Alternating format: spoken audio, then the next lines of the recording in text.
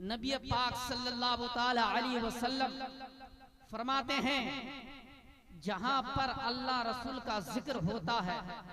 अब ये बताइए कि हम सब जन्नत का टुकड़ा देखे हैं? जन्नत का टुकड़ा कैसा है?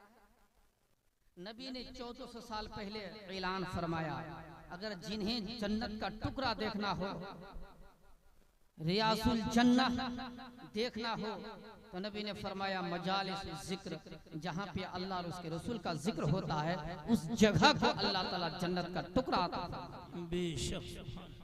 अब रही बात, आपको वक्त दिया, टाइम दिया, समय दिया, उम्र दिया, लेकिन काम में नहीं लगाया, काम में नहीं लगाया।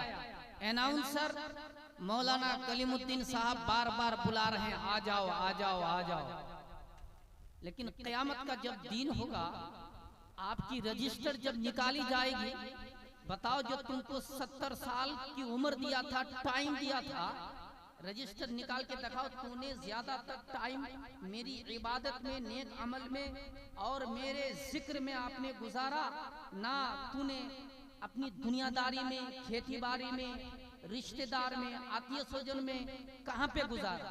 तो क्या जवाब देंगे? घसीटते हुए लेके जाएंगे। रुपया कमाने में लगा था, पैसा गिनने में लगा था, दौलत कमाने में लगा था।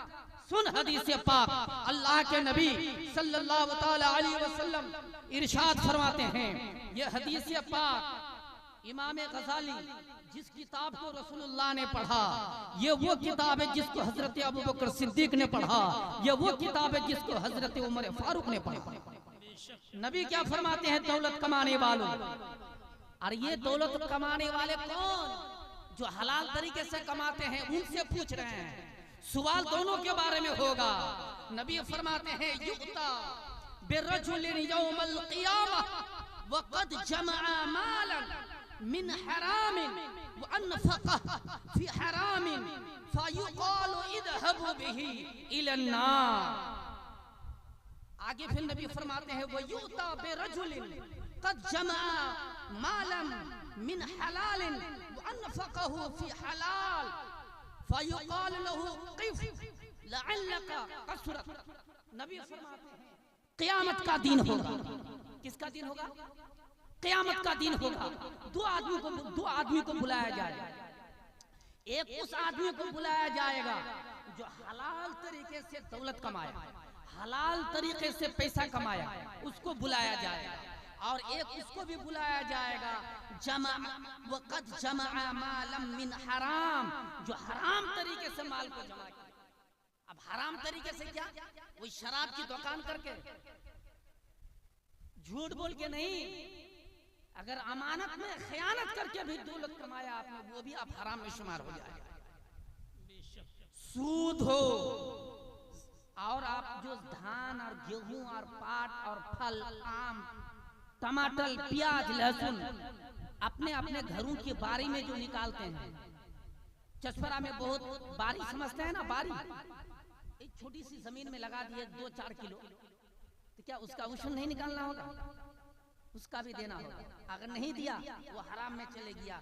नबी फरमाते हैं, क़द जमअ मालन मिन हराम। हाँ, यही तो है। नबी फरमाते हैं कि हराम कमाने वाले को और हलाल कमाने वाले दोनों आदमी को क़यामत के दिन बुलाया जाए। बुलाने के बाद जिसने हराम तरीके से माल जमा किया था और हराम कामों में खर्च किया था, वह अनफ़क़हु फ़ी हरामिन, और उसने खर्च किया था हराम काम में, जलसा में नहीं देगा, उर्स में देगा। ये उर्स क्या है? कव्वाली में देगा। सुन नबी की हदीस, मैं नहीं बोलूंगा जलसा में आओ, नहीं कहूंगा, बुलाऊंगा नहीं, खाली हदीस सुन ले और क़यामत के दिन जवाब देना। और सुन ले, क़यामत के दिन नहीं, नबी अल्लाह फरमाता है, फमन यअमल मिस्क़ाल ज़र्रतिन खैरन यरा व मन यअमल मिस्क़ाल ज़र्रतिन शर्रन यरा।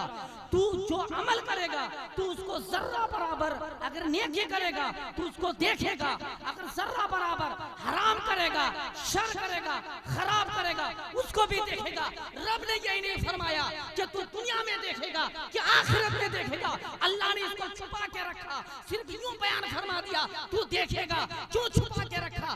दुनिया का नाम नहीं लिया कि तू दुनिया दुनिया में देखेगा, आखिरत का नाम नहीं लिया कि तू आखिरत में देखेगा। इस रात को अल्लाह ने क्यों छुपा के रखा? इसलिए छुपा के रखा कि अल्लाह आजमाइश लेना चाहता है, इम्तिहान लेना चाहता है कि मेरा बंदा कब तक ये मेरी नाफरमानी से दूर रहता है और मेरी इताअत और मेरी फरमाबरदारी और मेरे नबी की फरमाबरदारी करते हैं, कब तक ये नेक अमल की तरफ दौड़ाते हैं, उस इंतजार में रहते हैं। अगर जर्रा बराबर आपने तू बुराई किया तो हो सकता है अल्लाह अपना गजब नाजिल फरमा दे और जमीन में तुमको धंसा दे। इसीलिए कहा अगर अल्लाह जलाल में आएगा तो हो सकता है कि तुमको जमीन में धंसा दे, हो सकता है कि तुमको जवानी में एक्सीडेंट करवा कर तुमको दुनिया से उठा ले। आपने देखा होगा जवानों गाड़ी में एक्सीडेंट होके खत्म हो जाते हैं, ये वार्निंग है। कभी गौर किया? आज बजनापुर का एक आदमी एक्सीडेंट हुआ दिल्ली में, नौजवान, हैंडसम, बहुत खूबसूरत, लेकिन बचना मुश्किल है। जवानी में चले गया, वक्त मिला, नमाज का वक्त नहीं मिला, जलसा में आने का वक्त नहीं मिला, अल्लाह रसूल की बातों को सुनने का वक्त नहीं मिला, नहीं मिला, चले गया। कब जवाब देंगे? कब्र में? कब्र में तो कुछ भी नहीं मिलेगा आपको। कौन आएंगे बताने के लिए? क्या कारी निसार साहब वहां जाएंगे? क्या गुलाम मोहिद्दीन वहां जाएंगे? कारी कलीम शरीफ साहब कब्र में जाएंगे? क्या ये मुझे, मेरा सवाल बहुत खतरनाक हो गया है, बहुत हार्ड पड़ गया, जवाब देना मुश्किल है, थोड़ा बताने के लिए आ जाए। नहीं बताएंगे? मुसलमानों, जब हराम काम, हराम तरीके से माल जमा किया, हराम काम में खर्च किया, हराम क्या है? हराम काम क्या है? ये जो ऐरो गैरो उर्स लगाते हैं, ये कव्वाली में रुपया सर्फ करते हैं, ये सरासर क्या है? हराम है। नबी फरमाते हैं वक़द जमा मालन मिन हराम व अनफक़हु फी हराम। हराम तरीके से तूने रुपया जमा किया और हराम काम में खर्च किया, ऐसे आदमी को क़यामत के दिन बुलाया जाए। और बेशक जिसने जायज तरीके से माल जमा किया था और जायज कामों में खर्च किया था, इसके बारे में सवाल। जायज तरीके से माल जमा किया, जायज कामों में खर्च भी किया, आप पूछा जाएगा, उससे कहा जाएगा, वो समझेगा अरे मैं तो जायज तरीके से माल जमा किया और जायज कामों में खर्चा किया, जलसा में किया, फातिहा में दिया, मस्जिद मदरसा में दिया, ये तो नेक काम है। नेक काम से मेल दौलत लाया, नेक काम में डाल दिया, तो अब वो आदमी दौड़ेगा जन्नत की तरफ, जन्नत के रास्ते की तरफ जाएंगे। तो फरिश्ते कहेंगे ए बंदे खुदा किधर जा रहा है? कहते जन्नत की तरफ। क्यों? कुछ अल्लाह ने दुनिया में पहले बता दिया कि नेक अमल करोगे तो जन्नत में जाओगे। मैं तो जन्नत में जाने का काम कर लिया, नेक काम से, नेक तरीके से रुपया जमा किया, नेक कामों में खर्चा किया, अल्लाह मेरे लिए जन्नत का रास्ता खोल दिया, तो हम जा रहे हैं। ए रुक, कहेगा रुक जा, इधर बोलेगा कि ठहर जा, ठहर, शायद तूने माल हासिल करने के सिलसिले में तूने जायज और नाजायज सिस्टम को मलहूज नहीं रखा। कि अवामिर व नवाही में, यानी माल तो तूने जायज तरीके से हासिल किया, माल को कमाने में टाइम तो लगाया, लेकिन तुम्हारे समाज में आसान हो रही थी, जमातें हो रही थी, नमाजें हो रही थी। बताओ, तू दौलत कमाने में लगा दिया था हलाल तरीके से, लेकिन मैं तुमको दिन में 5-5 मर्तबा बुला रहा था, तुम नहीं आया, तुम नहीं आया। बताओ, नमाज हो रही थी, तूने दौलत कमाने में, तूने हलाल कमाई कमाने में तूने कोताही किया, सुस्ती किया। वो सुस्ती क्या कि जलसा हो रहा था, मौलाना स्टेज पे थे, कुरान की बातें सुना रहे थे, वो भी तो एक इबादत थी। और तू मेहमान को खाना खिला रहे थे। मेहमान आना तो अच्छी बात है, जिसके घर में मेहमान आते हैं नेकी और बरकत लेके आते हैं, उनको भी लेके आइए। और जब मेहमान घर से निकल जाते हैं, घर वालों के गुनाहों को मिटाते हुए निकल जाते हैं। सुभान अल्लाह तो कहिए, सुभान अल्लाह, सुभान अल्लाह। बताओ, मेहमान को खिलाना, मेहमान की इज्जत करना, वो भी इबादत है। और इस स्टेज में कुरान और हदीस का बयान करना, उसका सुनना सुनाना, ये भी इबादत है। नबी फरमाते हैं कि तूने हलाल कमाने में कोताही कर दी, तूने नमाज को छोड़ दिया था, जमात को छोड़ दिया था, तूने दौलत कमाने में, हलाल कमाने में कुरान की तालीम छोड़ दी थी, हदीस की तालीम छोड़ दी थी, और तू जन्नत की तरफ जा रहा है। फिर अकबर रुक जा, रोक दिया। रोकने के बाद तूने कोताही किया। जो तुझ पर फर्ज हैं, जो तुझ पर फर्ज हैं, वो तूने अदा नहीं किया। जैसे नमाज आपने ना पढ़ी, या नमाज के रुकू और सुजूद और वुजू के फराइज को आपने जाये कर दिया। आपने ना वुजू का मसला सीखा, ना नमाज का मसला सीखा, लेकिन हलाल कमाई तू कमा रहा था, झूठ बोल के नहीं कमा रहा था, हक बोल के कमा रहा था, फिर भी तुमको जन्नत में जाने से रोक दिया।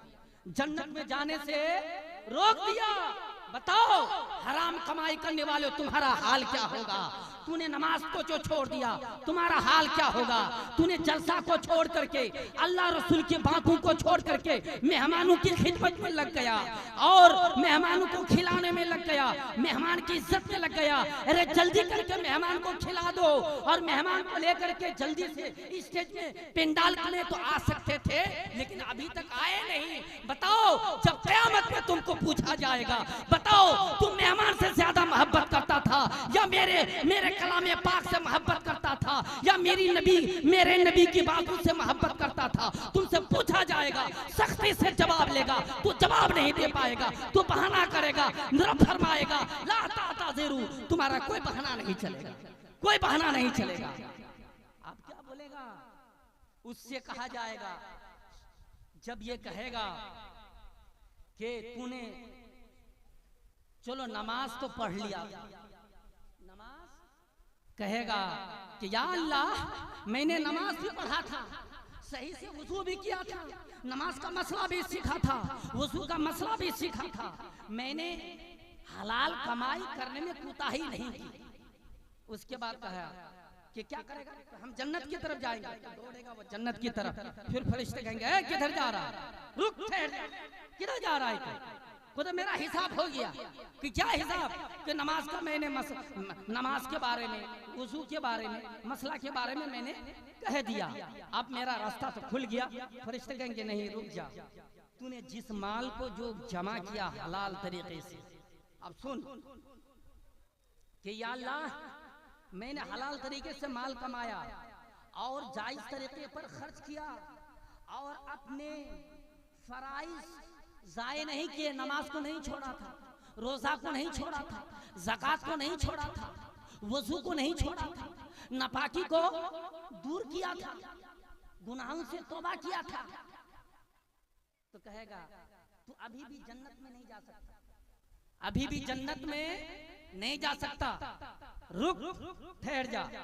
हो सकता है उस आदमी से फिर बोला जाएगा, उसे कहा जाएगा शायद तूने उस माल में तकब्बुर किया, घमंड किया, तूने माल तो हलाल तरीके से कमाया था, चलो मैंने मान लिया, तूने माल हलाल तरीके से कमाया, साथ साथ नमाज को भी पढ़ा, रुकू भी किया, सजदा भी किया, और नमाज के मसाइल को भी जाना, वुजू के मसाइल को भी जाना, लेकिन हो सकता है तूने माल जो जमा किया था हलाल तरीके से, तुम्हारे अंदर घमंड आ गया था। वो घमंड कैसा? अरे फला पुगडला वाला फला आदमी है, बहुत पैसा वाला, मैं तो इतना कमाया, मेरे पास इतना है, इतनी जमीन है, इतनी गाड़ी है, मेरे घर में एसी है, मेरे घर में टाइल्स है, और ना जाने क्या क्या है, ये तूने तो घमंड किया था, तू जन्नत की तरफ जा रहा है। ए दौलत वालों सुनो, जो अल्लाह की राह में 1 रुपया खर्चा करने में दिल को छोटा करते हैं, जो 1 रुपया अल्लाह की राह में खर्च करने के लिए अपने आप को छोटा महसूस करते हैं, रब फरमाता है इन्नल्लाह ला यंजुरु इला अमालिकुम व सुवरिकुम, तुम्हारे इन्नल्लाह ताला ला यंजुरु इला सुवरिकुम व अमवालिकुम वलाकिन यंजुरु इला कुलूबिकुम व अअमालिकुम। नबी फरमाते हैं अल्लाह ताला तुम्हारी सूरत की तरफ नहीं देखता है, तुम्हारी दौलत की तरफ नहीं देखता है, वलाकिन यंजुरु, लेकिन देखता है इला कुलुबिकुम व आमालिकुम, तुम्हारे दिलों की तरफ देखता है, तुम्हारे दिल की तरफ देखता है और तुम्हारे आमाल की तरफ देखता है। सुभान अल्लाह, फैसला तुम्हारे दिल और आमाल को देख के करेगा। उसके बाद कहा जाएगा तूने तकब्बुर किया था, घमंड किया था, तूने जो दौलत कमाया था प्रचार करने के लिए, तूने जो दौलत कमाया था अपने आप की तारीफ करने के लिए, तूने जो दौलत कमाया था ज्यादा कीमती दामी कपड़ा पहनने के लिए, तूने जो दौलत कमाया था कीमती दामी गाड़ी लेने के लिए, तूने जो दौलत कमाया था बड़ी बिल्डिंग देने के लिए, तुम्हारे दौलत कमाने में नेक लोग यतीम और गरीब और फकीर को दान और खैरात करने की नियत से तूने दौलत नहीं कमाया था, तूने तो गुरूर और घमंड और तकब्बुर की नियत से दौलत जमा किया था, तू जन्नत नहीं जा सकता, तू जन्नत जा नहीं सकता। अल्लाह। उसके बाद कहेगा, क्या कहेगा? वो अर्ज करेगा, वो आदमी अर्ज करेगा, क्या अर्ज करेगा?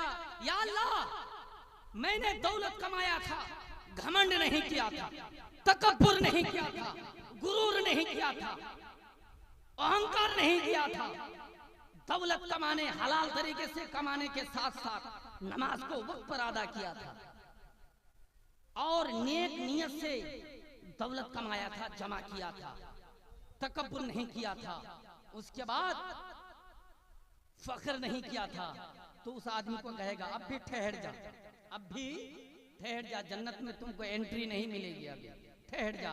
ठहरने के बाद कहेंगे कि शायद तूने जो अपने दोस्त हैं, जो यतीम हैं, जो मिस्कीन हैं, जो मुसाफिर हैं, किसी का वो हक अदा ना किया हो। बताओ दौलत कमाने वाले, समाज में रहने वाले मेरी माँ और बहनों सुनो, ये मर्दों के लिए हदीस नहीं है, ये औरतों के लिए भी हदीस है। तुमको तुम सर्टिफिकेट पेश करोगी, मर्द औरत अगर हो, मर्द है पूछेगा, कहेगा मैंने वक्त पर दौलत कमाने के साथ साथ नमाज को नहीं छोड़ा था, औरत है तो कहेगी मैंने हलाल कमाई के साथ साथ और नेक काम करने के साथ साथ नमाज को वक्त पर अदा किया था, औरत भी कहेगी। लेकिन उसके बावजूद भी उसको जन्नत जाने को नहीं मिलेगी, उस मर्द को जन्नत में जाने को नहीं मिलेगा, ना औरत को ना मर्द को। रोक लेगा, रुक जा, क्यों? तूने नमाज को अदा कर लिया, घमंड नहीं किया, गुरूर नहीं किया, तकब्बुर नहीं किया, अब फिर रुक जा, जन्नत के रास्ते पर कदम मत रखो। क्यों? इसलिए कि जन्नत के रास्ते से थोड़ा हट के पास करो, बातें करो। हो सकता है तू जो खाना पकाया था घर में, गोश्त पकाया था, कपड़ा लिया था ईद में, तूने झांक के देखा था गरीबों की तरफ, तूने झांक के देखा था यतीम की तरफ, तूने झांक के देखा था मदरसा में तालिब इल्म पढ़ रहा था, कितने के बाप नहीं है, माँ नहीं है, तूने झांक के देखा था, कपड़ा दिया था, गरीबों को खाना दिया था। बता, तूने गरीबों का हक अदा किया, अजीजों का हक अदा किया, दोस्त का हक अदा किया, माँ बाप का हक अदा किया, तो जन्नत में कैसे जा सकता है हलाल कमाई के साथ साथ? बेशक। नारे तकबीर, नारे तकबीर, नारे रिसालत, गौसुल वरा कॉन्फ्रेंस, बस्ती चचपरा हो जिंदाबाद। सुभान अल्लाह, सुभान अल्लाह। उससे कहा जाएगा कि जिसका मैंने तुझको हुक्म दिया, दौलत कमाना जरूर, दौलत जमा करना जरूर, लेकिन अल्लाह फरमाता है वल्लदीना जाहदू फीना लनादियन्नहुम सुबुलना, जो मेरी राह में जद्दोजहद करते हैं, मेहनत करते हैं, परिश्रम करते हैं, लनहदियन्नहुम सुबुलना, हम उसके लिए रास्ते खोल देते हैं। अल्लाह ने ये नहीं फरमाया हम रास्ता खोलते हैं, रास्ता नहीं कहा, रास्ते। अल्लाह का एक रास्ता नहीं है, बहुत से रास्ते हैं। जो भी इंसान अल्लाह की राह में कदम रख दिया, अल्लाह का अटल फैसला है, जिसने मेरी राह पे, मेरे रास्ते पे निकला, हम उसके कामयाबी के सारे रास्ते खोल देते हैं, दिखा देते हैं। कहिए सुभान अल्लाह। सूरह अनकबूत में है। बताओ, मौलाना लोगों को तो बहुत मंगाते हैं जलसा जुलूस में, इतना रुपया खर्चा करते हैं, क्या पैगाम लिया इस स्टेज से? नौजवान तो नहीं है, नौजवान नहीं है। नौजवानों सुनो, मोबाइल में गेम खेलते हो, गप्पे मारते हो, और अय्याशी करते हो। सुन, इब्ने माजा की हदीस है, नबी करीम सल्लल्लाहु ताला अलैहि वसल्लम फरमाते हैं, हे नौजवानों, एक बूढ़ा आदमी तौबा करता है 1000 बार और एक नौजवान तौबा करता है 1 बार। नबी फरमाते हैं अल्लाह ताला को सबसे ज्यादा नौजवान की 1 बार तौबा को पसंद है 1000 तौबा से। 1000 तौबा बेशक, सुभान अल्लाह। और नबी एक दूसरी हदीस में फरमाते हैं, हे नौजवानों, खड़े हो के सुनो, भले गेम खेलो, मोबाइल में टाइम पास करो, लेकिन 17 साल की उम्र में सलाहुद्दीन अय्यूबी कासिम नाम से बहुत बड़े मर्दे मुजाहिद गुजरे हैं, इस्लाम के मर्दे मुजाहिद। 17 साल उम्र में कुंटल का कुंटल एक हाथ से मैदान में उठा के पटक देते थे। इतने मोटे मोटे आदमी जब जिहाद में निकलते थे एक ही हाथ में पटक देते थे। अपनी ताकत दिखाना हो तो अपने समाज के लोगों के बदन पर ताकत मत दिखाओ। बेशक, सुभान अल्लाह। अपने कमजोरों पर ताकत मत दिखाओ। दुश्मन इस्लाम पर 80 और 90 और 120 की स्पीड में गाड़ी चलाने में ताकत मत दिखाओ। ताकत अगर दिखानी है तो ठंडी में उठ करके फजर की नमाज पढ़ने के लिए ठंडी पानी से वुजू करके दिखाओ, तब देखा जाएगा। बताओ, अल्लाह ताला ने ठंडी में पानी ठंडा से वुजू करने को सबसे ज्यादा फजीलत बख्शे भाई को, सुभान अल्लाह। बताओ, अगर ताकत है, अगर हिम्मत है, अगर कुव्वत है, फजर में उठो, रात में उठो और ठंडे पानी से वुजू करके दिखाओ, तब देखूंगा कि तू कितना बड़ा ताकतवर है। रब फरमाता है, अगर एक नौजवान रात को उठता है, ठंडे पानी से वुजू करके तौबा करता है, नबी फरमाते हैं उस नौजवान की तौबा जवानी की हालत में जब नौजवान तौबा करता है, एक रिवायत में आया है 39 साल तक पूरी दुनिया के मुसलमानों की कब्रिस्तान से अजाब को उठा लेता है। अजाब को उठा लेता है। नारे तकबीर, जरा मोहब्बत से कहिए, नारे तकबीर, नारे रिसालत। गौसुल वरा कॉन्फ्रेंस बस्ती चचपरा जिंदाबाद, सुभान अल्लाह, पैंदाबाद। और एक रिवायत में आया है 39 दिन तक उस नौजवान की तौबा की बरकत से मुसलमानों की कब्रिस्तान से अजाब को पूरी दुनिया से उठा लेते हैं अल्लाह। बेशक, सुभान अल्लाह। बैठ जाओ नौजवान, बैठ के सुनो।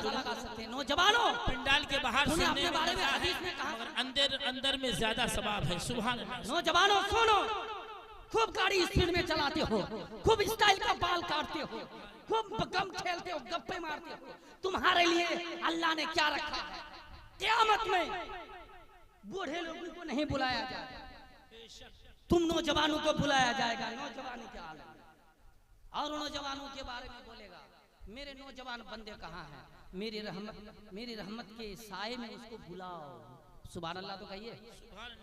अच्छा, दुनिया में एक मिसाल देखिए, ममता बनर्जी अगर नौजवानों के लिए, पार्टियों के लिए अगर खूबसूरत ऑफिस बनाए, सब दौड़ेगा। सब दौड़ेगा कि नहीं? दौड़ेगा। क्यों?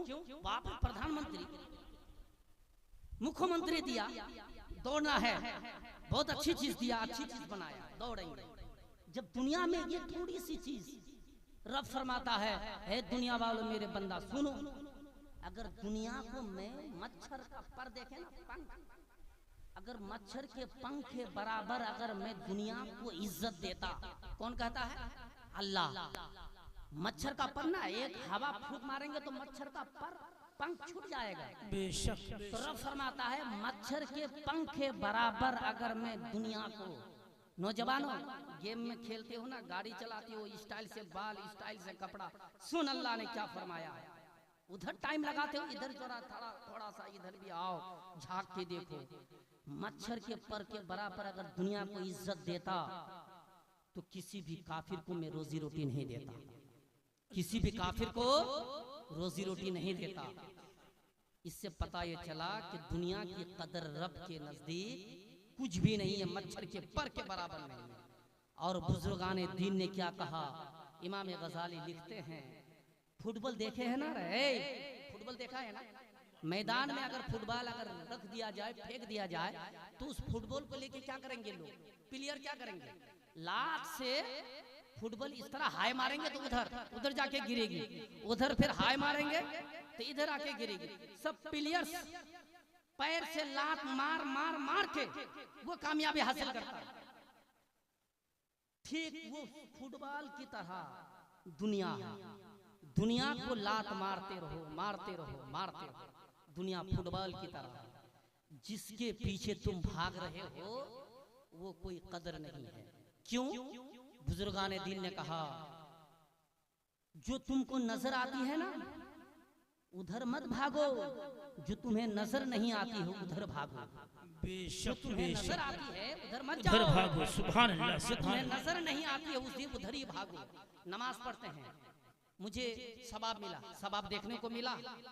हज किया, आपको सवाब मिला, देखने को मिला नहीं। क्यों?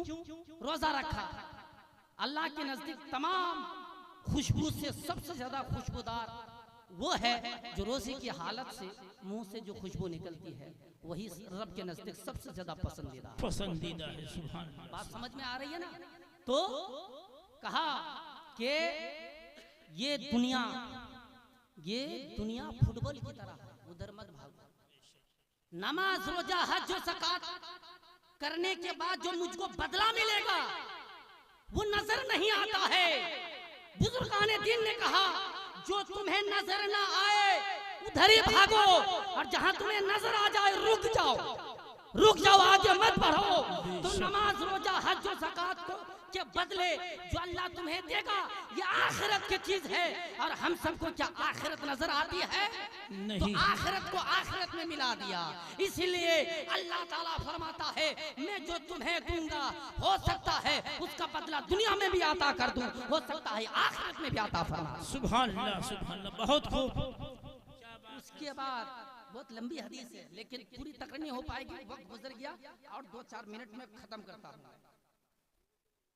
कहा कि हलाल कमाई से खर्च किया, और किसी का हो सकता है तूने यतीम और गरीब और फकीर का हक अदा नहीं किया, वो बंदा अर्ज करेगा, परवरदिगार नहीं ऐसा तो नहीं किया परवरदिगार, मैंने हलाल कमाई से हलाल तरीके से दौलत तो जमा किया, नमाज वक्त में पढ़ा और घमंड नहीं किया, गुरूर नहीं किया, और मैंने यतीमों का हक अदा किया, मुसाफिरों का हक अदा किया, आलिम उलमा का हक अदा किया, मस्जिद का हक अदा किया, मदरसे का हक अदा किया, जलसा जुलूस का हक अदा किया, परवरदिगार मैंने किसी का हक नहीं मारा। फरिश्ता कहेगा, रुक, कहाँ जाएगा तू? अभी नहीं, अभी भी रुक जा। इतना बोल के तू जन्नत की तरफ जाना चाहता है? नहीं, रुक जा। हुक्म दिया कि किसी का हक जाय किया, जिसने तूने मुझे हुक्म दिया था, फरमाया वो सब यतीम फकीर मिस्किन जो तूने जिस तरह करने का हक अदा करने का हुक्म दिया था मैंने अदा कर दिया। हाँ, तो उससे फिर कहा जाएगा, हो सकता है कि तू अब ठहर जा, हो सकता है कि उन तमाम नियामतों का जो मैंने तुझे दी शुक्र अदा किया।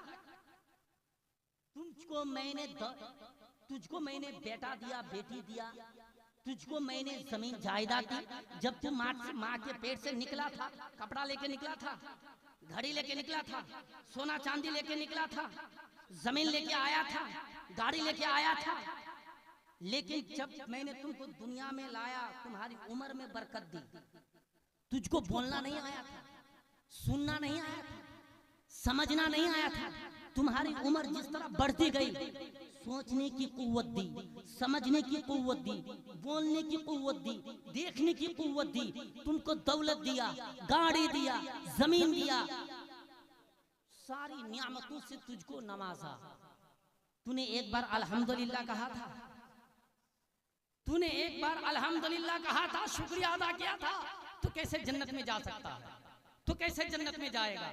मुसलमानों सुन, जब भी कोई नेक अमल करना, नेक तरीके से पैसा हासिल हुआ, कपड़ा पहना, कुछ भी किया नेक तरीके से, अल्हम्दुलिल्लाह जरूर कहना चाहिए। सुभान अल्लाह। क्या कहना? अल्हम्दुलिल्लाह। आप अच्छे हैं? अल्हम्दुलिल्लाह। आप खैरियत से हैं? আলহামদুলিল্লাহ। আপনি ভালো আছেন? আলহামদুলিল্লাহ। কেমন আছেন? আলহামদুলিল্লাহ। ये आपने घर दिया? हाँ अल्हम्दुलिल्लाह। आपकी जमीन 10 बीघा? अल्हम्दुलिल्लाह। आपकी कौन सी गाड़ी? 10 लाख की गाड़ी है? अल्हम्दुलिल्लाह। आपने गोश्त खाया? अल्हम्दुलिल्लाह। मैंने अल्लाह ने मुझको दिया तो गोश्त खाया, मछली खाया, अल्हम्दुलिल्लाह। अल्लाह ने आपको बेटा दिया? हाँ बेटा दिया, अल्हम्दुलिल्लाह। अल्लाह ने मुझको बेटी दी, अल्हम्दुलिल्लाह। अल्हम्दुलिल्लाह कहने के बारे में कल भी हदीस सुनाया था। नबी फरमाते हैं सुभान अल्लाह अल्हम्दुलिल्लाह तमलाओ औ तमलाआन मा बैन समावात वल अर्द। नबी फरमाते हैं नेक बात सुन करके जो एक बार सुभान अल्लाह अल्हम्दुलिल्लाह कहता है, जमीन और आसमान के बीच में जो जगह खाली है मैं अपनी रहमतों से भर देता हूँ। सुभान अल्लाह माशाअल्लाह।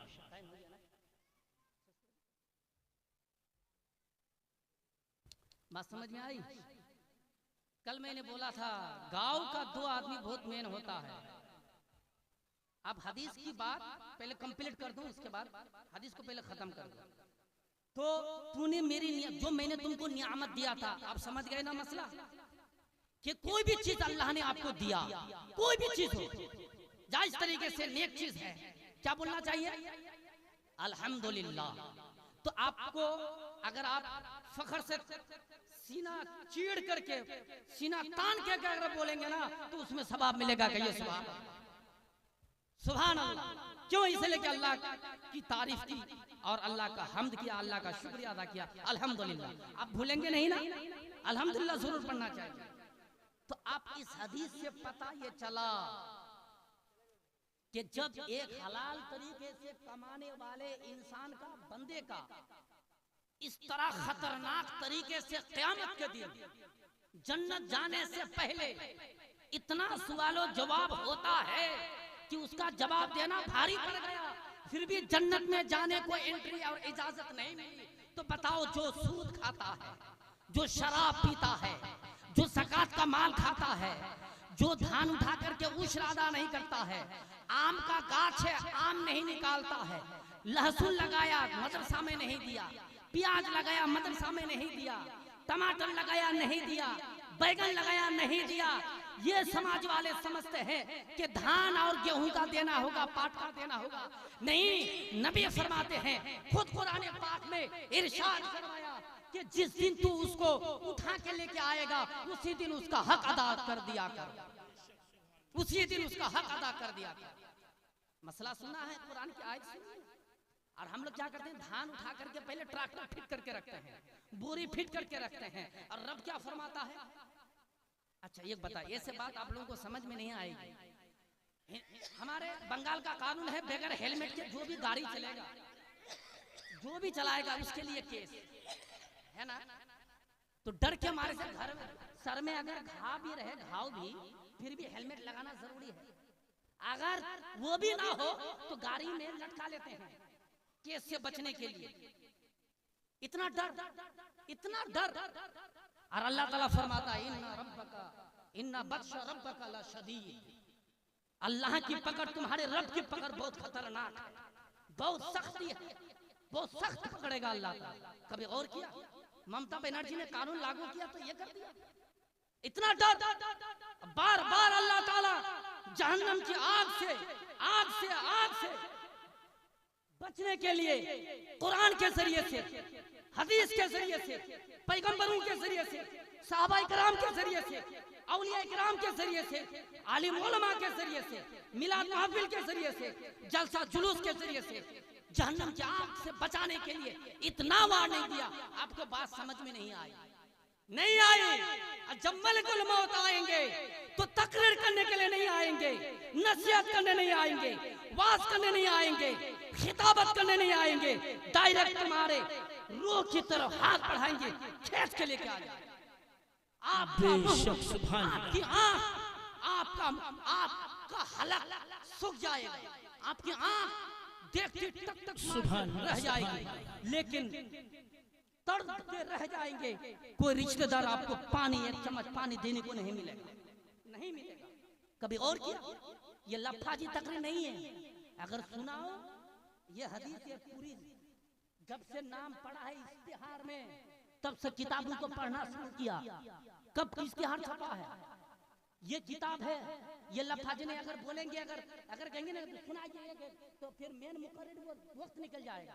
वरना जितनी बातें मैंने बयान की एक एक हदीस को बयान करूंगा। ये किताब है, ये किताब, ये किताब है, ये किताब है। देखिए ये किताब है, सुनाओ ऐसा पूरी रात निकल जाएगी, 10 दिन भी प्रोग्राम रहेगा, फिर भी इन किताबों का बयान खत्म नहीं होगा। अब सुने हैं कहाँ? आपका मर्तबा अल्लाह ने क्या रखा है, जवानों की इज्जत क्या रखी है, कभी और की?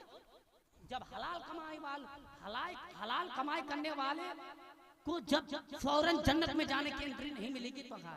और एक लास्ट बात बोल करके मसला बयान करके खत्म करूंगा। लास्ट बात, हमारे समाज में ब्लॉक में ममता बनर्जी ने एक फॉर्म शाये किया, एक फॉर्म कि फॉर्म को भरेगा भत्ता मिलेगा, घर मिलेगा।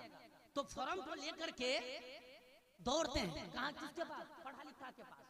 किसके पास? पढ़ा लिखा के पास। ओ भाई साहब, वो मास्टर साहब, वो इंजीनियर साहब, थोड़ा वो फॉर्म को देखो तो क्या लिखा है, थोड़ा भर के दे तो। इतना खतरनाक, इतना हार्ड है वो फॉर्म, इतना हार्ड है कि आपको समझ में नहीं आती है। इसके पास उसके बाद दौड़ते हैं।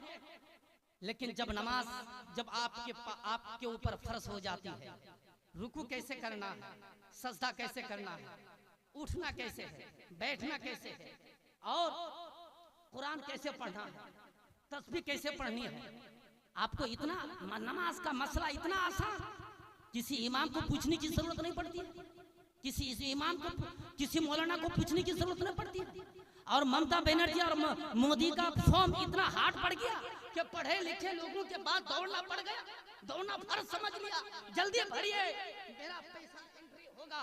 और नमाज और रोजा और हज और ज़कात का मसला आपको इतना याद है, इतना याद है, किसी मौलवी और किसी मुफ्ती को पूछने की जरूरत नहीं पड़ती। कहाँ है हम मुसलमान? कहाँ पर है मुसलमान? हदीस सुनेंगे। अल्लाह ताला, अल्लाह के नबी फरमाते हैं, हजरत उमर का ऐलान था, जो बिजनेस का मसला नहीं समझेगा, नहीं पढ़ेगा, बिजनेस के मसला, व्यवसाय वाणिज्य के मसला को नहीं सीखेगा, वो बाजार में, मार्केट में कदम नहीं रख सकता, उसकी गर्दन उड़ा देंगे। कितना खतरनाक मसला है, जिसके बारे में ये पता ना हो कि बिजनेस में, तिजारत में, व्यवसाय वाणिज्यों में हलाल क्या है, हराम क्या है, सूद क्या है, जब इसकी तमीज ना हो, इसका फर्क ना समझे, वो मार्केट में कदम नहीं रख सकता, कदम नहीं रख सकता। मार्केटिंग की तो दूर की बात है, बाजार में नहीं जा सकता। अगर चल गया और मुझे पता हो गया तो उसकी गर्दन उड़ा देंगे, उड़ा देंगे। बताओ, समाज में बहुत से बिजनेसमैन हैं, दुकानदारी करते हैं।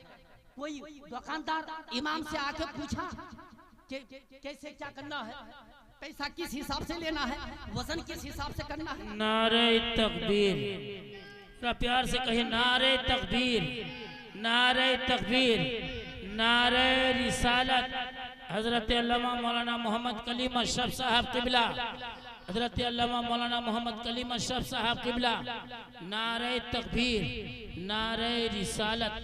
मौलाना अब्दुल बारिक साहब कोने में अकेले चाय पी रहे हैं, यहाँ भी बैठ जाएं और आदमी का भी ख्याल रखें। और हमारे इमाम साहब आके कोने में बैठ गए, चचा वो भी तशरीफ लाए। सुभान अल्लाह, माशाल्लाह, सामने आए हैं, पचकुनिया से चलकर आए हैं, दावत खाने नहीं बल्कि तकरीर सुनने आए हैं। सुभान अल्लाह। मेरी तकरीर अभी इस वक्त खत्म करता हूँ और खत्म होती है।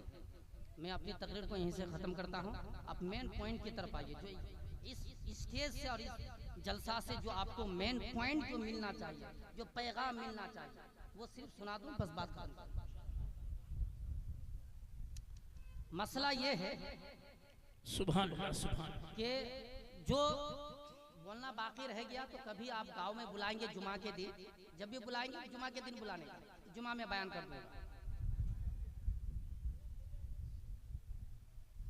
मसला ये है, किसी ने समाज का मुझसे सवाल किया कि हजरत कब्र में शजरा रखना कैसा, नंबर 1। दूसरा सवाल किया कि मुफ्ती साहब कब्रिस्तान में कब्र पर मोमबत्ती अगरबत्ती जलाना कैसा है। ये दो मसला तो बहुत है। और तीसरा मसला है कि जब जनाजा पढ़ेंगे और जब सलाम फेरेंगे तो हाथ बांध के फेरेंगे या हाथ छोड़ के फेरेंगे। ये 3 मसला बोल के अपनी बात को खत्म करता हूं। पूरे वर्ल्ड के सबसे बड़े आलिम, इंडिया के नहीं, किसके, पूरे वर्ल्ड के, जो 150 साल तक उन जैसा आलिम पैदा ही नहीं हुआ। 150 साल तक, कितने साल तक, 150 और भी 50 साल पीछे जाएंगे, 200 साल, 200 साल तक, 200 साल तक इन जैसा इतने बड़े आलिम दीन पैदा ही नहीं हुआ, जिसका नाम इमाम अहमद रजा, मुस्लिम साइंटिस्ट फाजिल बरेलवी। सुभान अल्लाह, नारे तकबीर, जरा प्यार से कह दो जोर से, नारे तकबीर, नारे तकबीर, नारे रिसालत, मसलके आला हजरत, फैजानी आला हजरत, गौस का दामन, ख्वाजा का दामन, सुभान अल्लाह, माशाअल्लाह। इस किताब के बारे में अलीगढ़ मुस्लिम यूनिवर्सिटी में एक सेमिनार हुआ था। बड़े बड़े साइंटिस्ट अलीगढ़ मुस्लिम यूनिवर्सिटी में हाजिर हुए थे। तो आइंस्टाइन और न्यूटन, अल्बर्ट, इन लोगों की बहस छेड़ी थी कि वो मास्टर और इंजीनियर और साइंटिस्ट लोग न्यूटन, अल्बर्ट और आइंस्टाइन की बातें पेश कर रहे थे। तो इस किताब को सामने रखा और एक मुफ्ती साहब ने उठा कि आला हजरत मुस्लिम साइंटिस्ट, मुस्लिम थियोलॉजियन की एक दलील को सिर्फ रद्द कर दो, तुम्हारी सारी दलील को मैं मान लूंगा। पूरे इंडिया के सारे पढ़े लिखों को चैलेंज किया था, इमाम अहमद रजा की एक दलील को भी रद्द नहीं कर पाया। वो इमाम रजा की किताब है, जिसको मक्का में रह करके 6 घंटा में एक किताब को लिख करके मक्का के उलमा और मदीना के उलमा को पेश किया। वो इमाम अहमद रजा, वो लिखते हैं